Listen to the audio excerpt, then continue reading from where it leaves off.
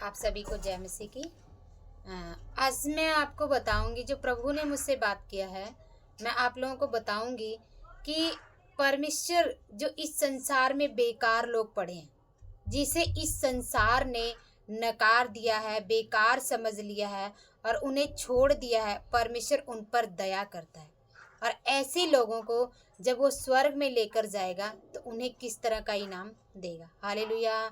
तो हम परमेश्वर के वचनों के द्वारा देखेंगे कि परमेश्वर जो है वो छोड़े हुए लोगों से, त्यागे हुए लोगों से परमेश्वर कितना प्रेम करता है। हालेलुया। तो आज हम देखेंगे कि मत्ती 20 से मैं पढ़ूंगी। 20 का कह रहा है, स्वर्ग का राज्य किसी गृह स्वामी के समान है जो सवेरे निकला कि अपनी दाख की बारी में मजदूरों को लगाए। हालेलुया। हम यहाँ पे क्या देख रहे हैं कि वो कह रहा है, वचन कह रहा है कि जो स्वर्ग का राज्य है ना, वो एक घर के मालिक के जैसा है। कि घर का मालिक बाहर निकलता है, अपनी बारी में उसने मजदूरों को लगाना है, तो इसलिए वो बाहर निकलता है और मजदूरों को ढूंढता है। हालेलुया।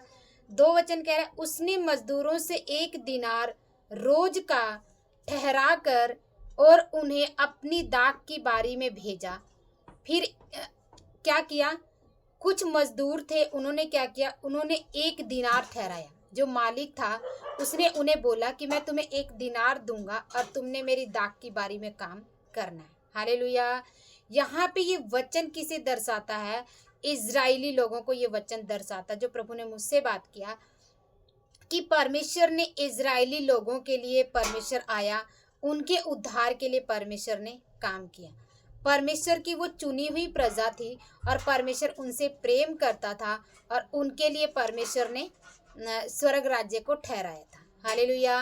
क्योंकि परमेश्वर एक उसी कौम के लिए आया था।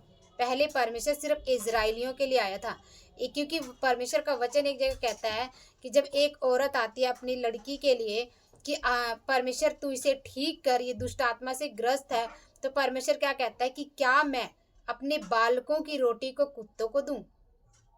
तो परमेश्वर यहाँ पे दिखा रहा है कि वो परमेश्वर किसके लिए? इजराइलियों के लिए आया था। हालेलुया। लेकिन वो क्या कहती है कि परमेश्वर, हाँ, वो कुत्ते भी तो बालकों के नीचे के चूर चार को खाते हैं। और परमेश्वर, हम जानते हैं इस कहानी को, परमेश्वर ने उसे वहां चंगा किया, बोला तेरा विश्वास बड़ा है और तेरे विश्वास के द्वारा ये चंगी हो गई है, जा तेरी बेटी। लेकिन अब यहाँ पे परमेश्वर क्या कह रहा है? वचन कह रहा है, फिर 1 पहर दिन चढ़े उसने निकलकर अन्य लोगों को बाजार में बेकार खड़े देखा।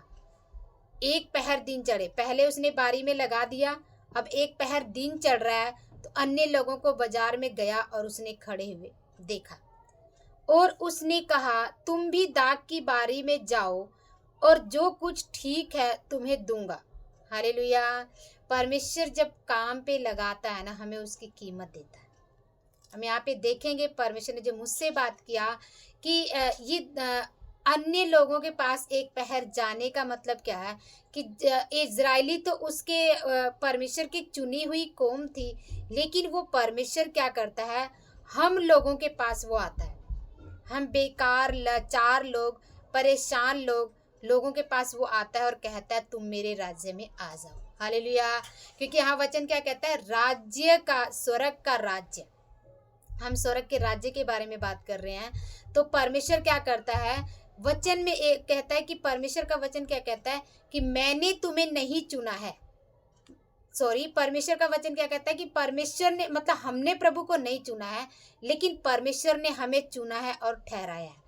तो ये वचन जो उस बात को पूरा करता है कि ये यहाँ पे दाख के बारी के मालिक के बारे में बात हो रही है। तो मालिक हमारा प्रभु यीशु मसीह है और वो क्या करता है? वो लोगों के पास जाता है, लोगों को चुनता है और उन्हें लेकर आता है। हम बहुत सी गवाहियों को भी सुनते हैं कि हम परमेश्वर को नहीं जानते थे, परमेश्वर सोपन के द्वारा हमसे बात करता, वो हमें लेकर आया, हमने उसे मानना शुरू कर दिया। तो परमेश्वर क्या कहता? प्रतिदिन वो जाता है, प्रतिदिन अपने बच्चों को ढूंढता है और लेकर आता है और स्वर्ग राज्य में मिलाता है। हालेलुया। तो परमेश्वर का वचन क्या कह रहा है? चार वचन कह रहा, और उसने कहा तुम भी दाख की बारी में जाओ और जो कुछ ठीक हो तुम्हें दूंगा। परमेश्वर ने बोला कि मैं तुम्हें कीमत दूंगा। तो हमें स्वर्ग राज्य में हर एक बात की, हमारी मेहनत की कीमत हमें मिलेगी। कह रहा अतः वे गए। फिर 5 वचन क्या कह रहा है, फिर उसने दूसरे और तीसरे पहर के निकट निकल कर वैसा ही किया।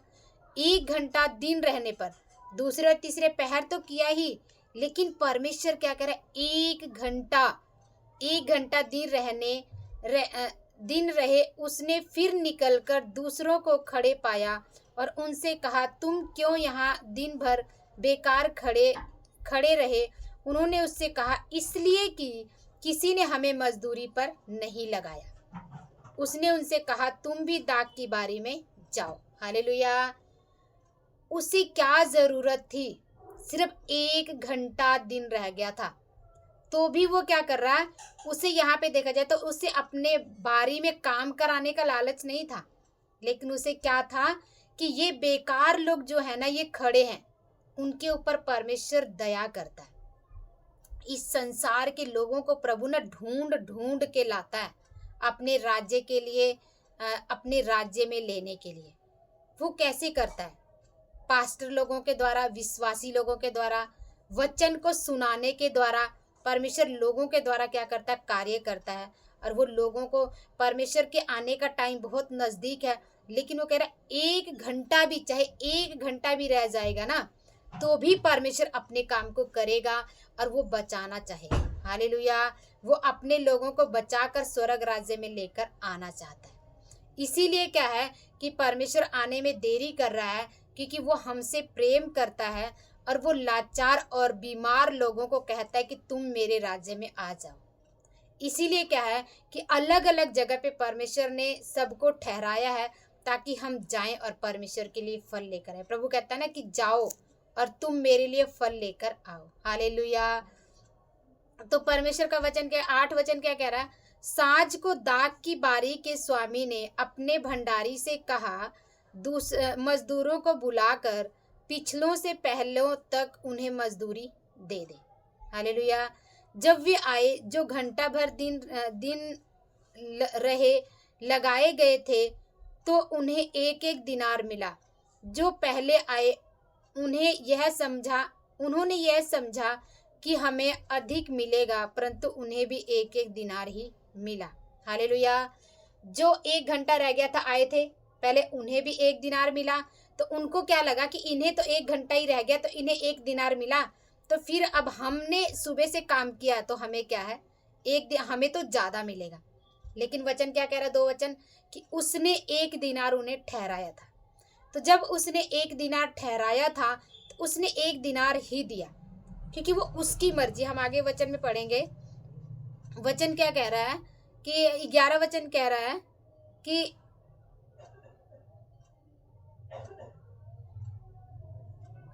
10 वचन क्या कह रहा है कि जो पहले आए उन्होंने यह समझा कि हमें अधिक मिलेगा, परंतु उन्हें भी 1-1 दिनार मिला।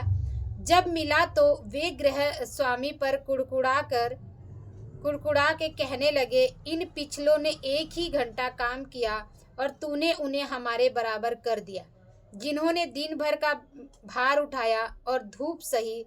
उसने उनमें से एक को उत्तर दिया, हे मित्र, मैं तुझसे कुछ अन्याय नहीं करता, मैं तुझसे कुछ भी अन्याय नहीं करता।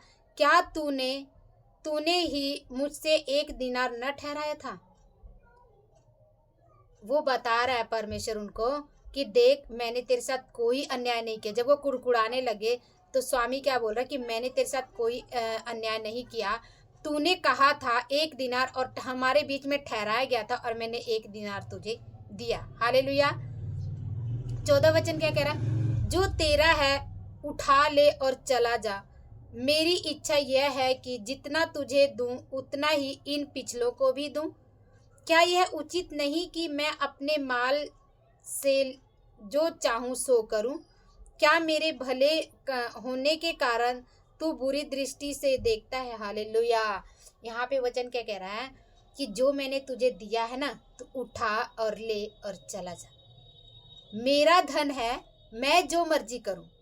मेरी इच्छा है कि मैं 1 घंटे वाले काम करने वाले को कितना दूं, या तुझे मैंने जो बोला है ना वो मैंने तुझे दिया है। हालेलुया। और कह रहा है कि मेरी भलाई की वजह से तू मुझ पे बुरी दृष्टि मत कर। इसका कहने का क्या मतलब है कि परमेश्वर क्या करता है कि उसने सभी को बुलाया है ना। यहाँ पे वचन कह रहा है, 16 वचन कह रहा है, इसी रीति से जो पिछले हैं वे पहले होंगे और जो पहले हैं वे पीछे होंगे। हालेलुया। कहने का क्या मतलब है कि परमेश्वर क्या कह रहा है कि जो भी कोई 10 सालों से चर्च में जा रहा है, कोई 20 सालों से जा रहा है, और कोई 1 महीने से जा रहा है, कोई 2 महीने से जा रहा है, लेकिन परमेश्वर क्या सिखाना चाहता है। परमेश्वर का वचन कहता है कि तुम जो भी जा रहे हो वो मेरी इच्छा। किसी को परमेश्वर कोई 1 महीने से जा रहा ना, परमेश्वर उसको इतनी पवित्र आत्मा से भर देता है। और कई कई पास्टर ऐसे हैं जो कि इतने टाइम से सेवा कर रहे हैं लेकिन वो पवित्र आत्मा से नहीं भरे। इसमें उन पास्टरों को कुड़कुड़ाने की जरूरत नहीं है, या उन विश्वासियों को कुड़कुड़ाने की जरूरत नहीं है, क्योंकि वो परमेश्वर कह रहा है मेरी मर्जी है ना, मुझे जिसको जैसे देना मैं दूंगा। इसमें किसी का कोई भी ऐसा नहीं है। वो परमेश्वर को नहीं कह सकते कि परमेश्वर हमें तो इतना टाइम हो गया तेरी सेवा करते हुए और हमें तूने ऐसी सामर्थ्य से नहीं भरा। परमेश्वर अन्यायी नहीं है। पहली बात तो परमेश्वर दिल को देखता है कि हमारे दिल में क्या भरा हुआ है। परमेश्वर उस बात को देखता है। परमेश्वर सबको देना चाहता है, लेकिन यदि कोई मान लो परमेश्वर के आने का टाइम नजदीक है और परमेश्वर आना चाहेगा, और उसके आने से जस्ट 2 दिन पहले भी जिसने मन फिराया होगा ना, प्रभु उसको भी स्वर्ग लेकर जाएगा। तो ये परमेश्वर की मर्जी है कि परमेश्वर किसको सामर्थ्य से भरे, किसको स्वर्ग लेकर जाए और किसको वो इनाम दे।